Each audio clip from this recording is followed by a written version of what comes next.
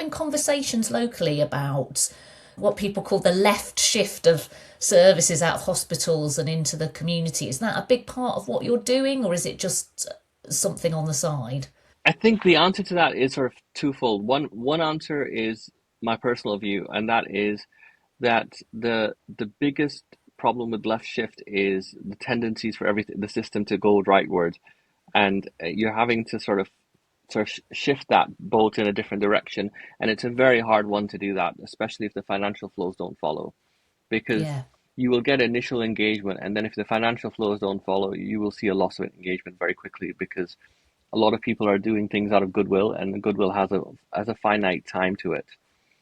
There has been a lot of work with outpatient redesign, and there's also been a lot of work with sort of looking at community services. But I think because we're in such a turbulent time in terms of transitions with ICBs and services, it's a lot harder to probably make those shifts and changes than one would have thought. But there is a desire for it. And I think that everybody you talk to says, yeah, we have patients waiting for 1 year for a neurology appointment. Why can't we just set up a GP with extended role clinic in the community? Why do we have to wait for X, Y, and Z for a memory clinic assessment? Can't it be done in the community?